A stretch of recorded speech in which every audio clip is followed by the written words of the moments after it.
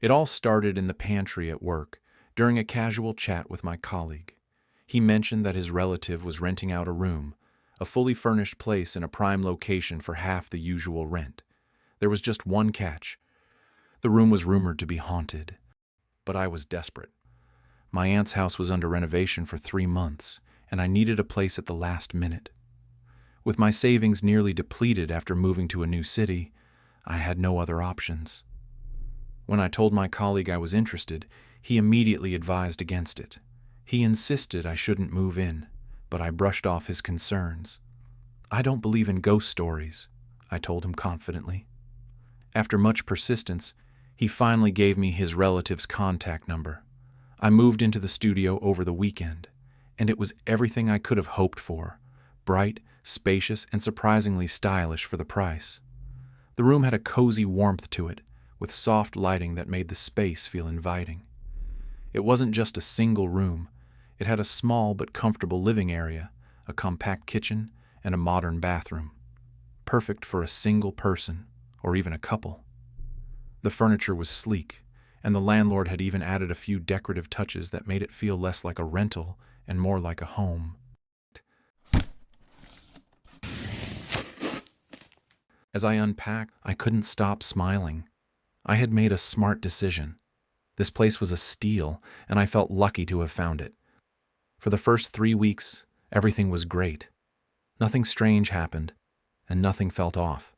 In fact, I had grown so comfortable that I even considered making it my permanent home instead of returning to my aunt's place after her renovation. The idea of settling in long-term felt right.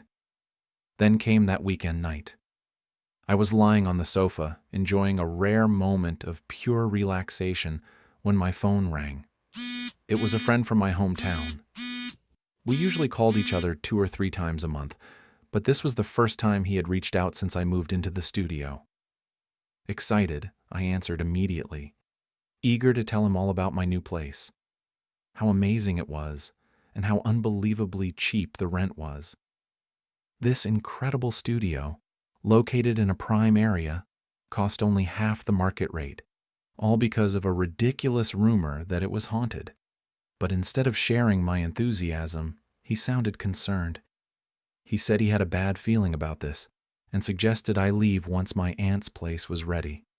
I laughed it off. Superstition had never been something I entertained.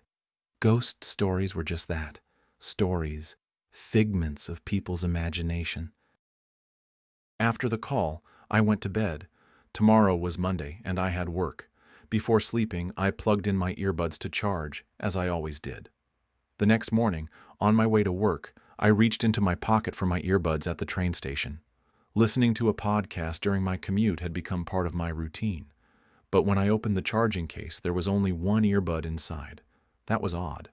I always made sure both were in the case before charging them. Last night was no exception. I had double-checked.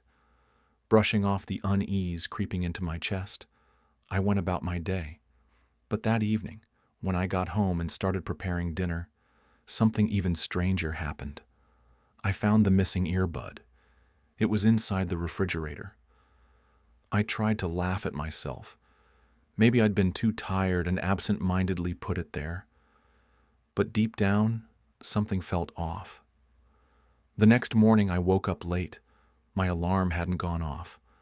I was jolted awake by my body's internal clock and rushed to find my phone, only to discover it on the kitchen table, completely dead. That didn't make sense. Every night, I placed it on my bedside table to charge. Every night, without fail. By now the unease had settled into something heavier, but I still refused to believe anything was wrong. There had to be a logical explanation. Pressed for time, I quickly changed clothes, tucked the phone into my bag, and left the apartment. That night, as I lay on my bed scrolling through my phone, I heard a sudden thud from the living room. Startled, I sat up. It sounded like something had fallen.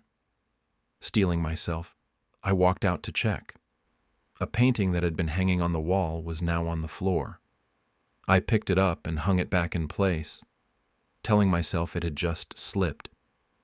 But the moment I turned away and took a seat on the sofa, The painting crashed down again, right in front of me. This time the glass frame shattered into pieces. I stared at the shards on the floor, my breath caught in my throat. The way the painting fell, it wasn't natural. It felt as if someone had thrown it down with force. Before I could process what had just happened, I heard my friend's voice coming from my bedroom.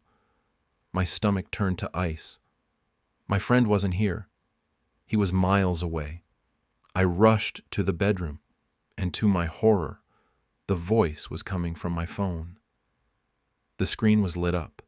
My friend was on the other end of a call. He sounded confused. "Why did you call me?" I hadn't. Then, from the living room, I heard footsteps. Slow, deliberate footsteps crunching over broken glass.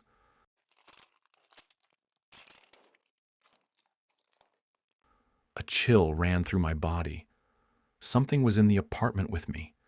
Every hair on my body stood on end. My mind screamed at me to move, but I was frozen in place, my breath shallow and quick. The footsteps drew closer. With a surge of terror, I slammed the bedroom door shut, separating myself from whatever was out there. I backed against the bed, gripping my phone tightly, whispering for my friend not to hang up. I couldn't be alone. That night felt endless. Every creak, every sound made my skin crawl.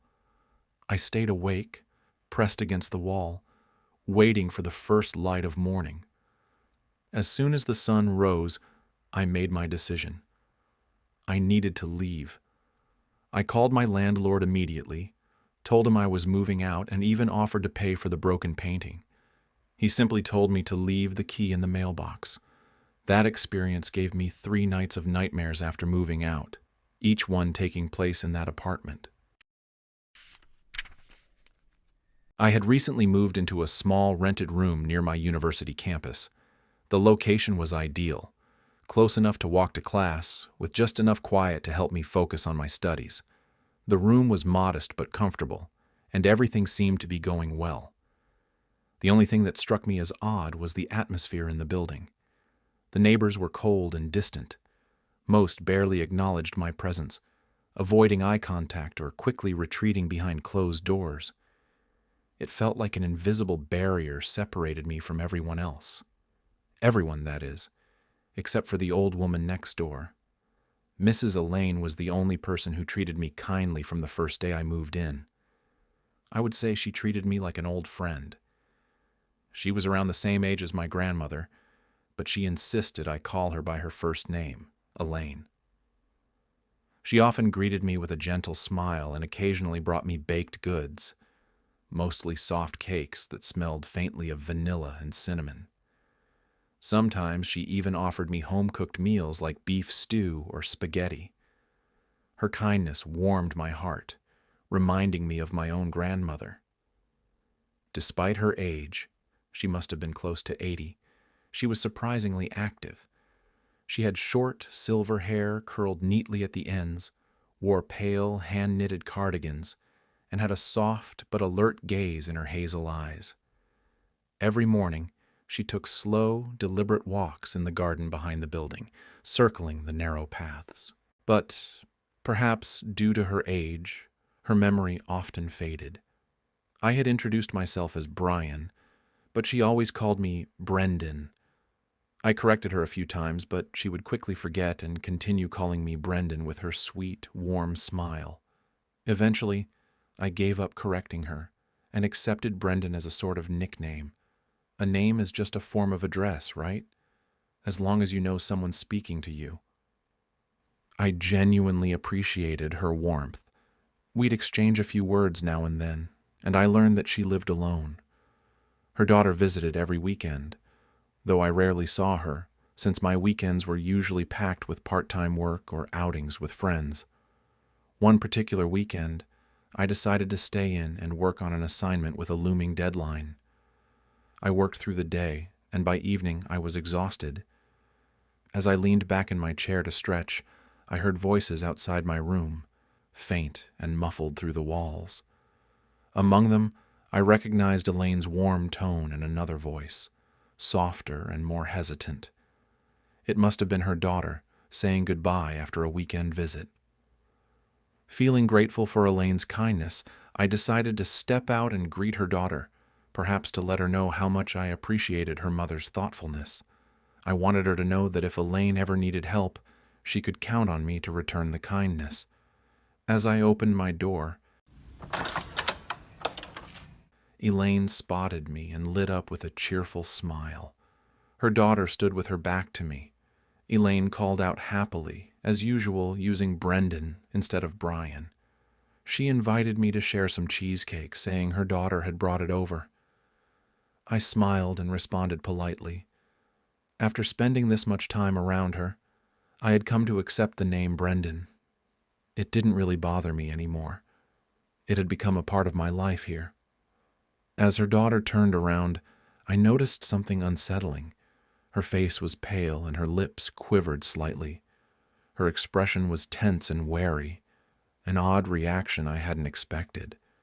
She was shorter than me and slowly looked up to see my face. When she finally saw me clearly, she gave a slow, relieved smile, as if a heavy burden had been lifted from her shoulders. After a short conversation, Elaine excused herself and went back inside, saying she had stew simmering on the stove. Her daughter and I continued chatting. We talked about my studies and her children. She was just as kind as her mother, and the conversation was light and pleasant. After the short conversation, she said she had to leave and asked me to walk her.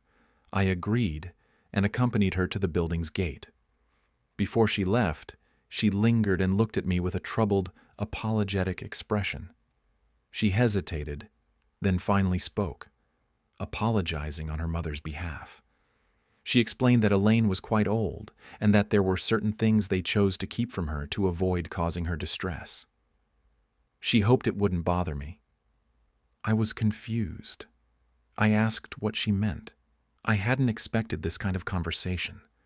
Her face grew serious, and she checked with me. Had anyone shared any information about the room before you moved in? I shook my head with a confused look. She fell silent, as if unsure how to explain the situation to me. Then, after taking a deep breath, she finally told me the truth. A year before, a boy had rented the very same room I was living in. He had taken his own life inside it. The room had remained vacant for months. At the time of the incident, Elaine had been away on vacation. To spare her the heartbreak, her daughter told her that the boy, whose name was Brendan, had simply moved away. My appearance, my height, build, and even age, was eerily similar to the boy who had lived there before. A chill crept up my spine. Was the reason Elaine treated me like an old friend because she believed I was Brendan? Or perhaps the name simply lingered in her mind, leading her to call me that. Being called by the name of someone who had died, while living in the same room where he had taken his own life, made me tremble. I had just moved into an apartment with a few friends, a new chapter in my life. After years of living with my parents, I felt it was finally time to experience independence. It was the perfect opportunity. My friend's lease had ended, and she had found a new place with enough space for the four of us. We agreed to share it, believing we could look out for one another. It felt right. The first few weeks were wonderful. My parents' house was only a 20-minute drive from the university, so I had continued living with them during college. This was my first time actually living away from them, but being surrounded by close friends softened the ache of leaving. The atmosphere at home was cheerful and cozy. We had a cleaning schedule that everyone followed without complaint. We respected each other's boundaries. No one touched food that wasn't theirs, and the laundry was always promptly cleared. Whenever someone went out for groceries, they'd pick up things for the rest of us too. In every way, it was the perfect shared life I had imagined. But now, as I tell this story, I've already moved out of that apartment. Something happened. Something that still makes my chest tighten and my hands tremble when I think about it. What began as a dream of friendship and freedom turned into a memory I'm trying desperately to forget. The apartment was in a convenient location, just a 10-minute walk from the train station. For someone working irregular hours like me, it was ideal. But that convenience eventually brought me something I couldn't have expected. One night, I got off work late. By the time I arrived at the station, it was already around 10 p.m. The streets were quieter than usual, washed in the dull orange glow of the streetlights. I made my way down the familiar path leading home, the same one I passed every day. But that night, something was different. At the corner, just before the apartment came into view, there was a spot I always passed. Once you turned that corner, the building was right in front of you. And that night, a man was standing there, still, blank-faced, staring directly at me. His eyes didn't move, his body didn't shift, but something about him made my skin crawl. My instincts screamed, "Walk faster." So I did. I passed him without meeting his gaze, quickening my steps until I reached the front of the building. As I waited for the elevator, I dared to look back. Relief hit me. He hadn't followed. He wasn't tall, but his limbs were oddly long, disturbingly thin. He hadn't said anything, hadn't moved. But that silence, that unnatural stillness, it planted a cold, unshakable fear in me. For the next few days, I made sure to leave work on time. Each evening, as I approached that same corner, my heart pounded, expecting to see him again. But he was gone. Day after day, the space remained empty. Slowly, I started to relax. Maybe it had been a one-time encounter. Maybe I had imagined the worst. Then one night, after attending a party, I found myself walking home again. I left a little late, and the streets were deserted. As I neared the corner, my chest tightened, memories flooding back. I clenched my fists, trying to stay calm. When I reached the corner, it was empty. I let out a breath I didn't know I was holding, and continued toward the building. And then, I saw him. He was standing just a few steps away from the elevator. His body was turned slightly, facing away, but I knew he was aware of me. I could feel it. I pressed the button with trembling fingers. Pretending to scroll through my phone, I could feel his gaze tilt toward me. His head cocked unnaturally, as if trying to see through me. I didn't dare look up. The elevator doors opened. I stepped in, and only then, only when the doors slid shut, did I look up. Through the narrowing gap, I watched his figure slowly vanish. Terrified, I ran inside and told my friends. Had anyone else seen the strange man near the elevator? No one had. They tried to comfort me. They said if I ever saw him again, I should call them immediately. They'd come down to walk me in. The next evening, I was working late again. I messaged a friend and asked her to meet me at the station. She was already there when I arrived, waving, smiling. Relief flooded me. I held onto her arm as we laughed, chatting on the way home. Still, I couldn't shake the unease. Every shadow, every flicker in the corner of my eye made my heart race. My friend noticed, gently patting my hand. We reached the building. She opened the door and walked in first. I was just about to follow when I felt it again. That heavy, sickening gaze pressing into the back of my neck. Slowly, I turned my head. He was there, at the end of the corridor, standing in the exact same position, motionless, head tilted, his long limbs casting a twisted silhouette in the dim light. I screamed and bolted inside. My scream brought everyone running. Shaking, I pointed to the hallway. He was there, I swore, just standing and watching. My friends were furious. They rushed out, ready to confront whoever had been stalking me. But the hallway was empty. He was gone. I hadn't shut the door. There was no time for him to have taken the stairs, no place to hide. One of my friends checked the entire floor, even asked the neighbors. No one had seen anything. The fear began to wear me down. I couldn't sleep. I didn't laugh or speak much anymore. One friend noticed. Gently, she suggested we go to the summer market that weekend. Maybe a change of scenery would help, even just for a little while. Though exhausted, I agreed. The market was bright, full of life. Music, laughter, colorful stalls, the smell of food and flowers. All of it swirled around me, but I couldn't focus. As we walked past a stall selling knitted dolls, I heard a voice, a whisper, sharp and quiet. Something bad happened to you. I looked at my friend. She heard it too. We turned. A woman was standing behind a nearby stall. Long black hair, plain white shirt, calm expression. She raised a hand, gestured for me to come over. Her stall was small, just a folding table, 2 chairs, and a deck of tarot cards.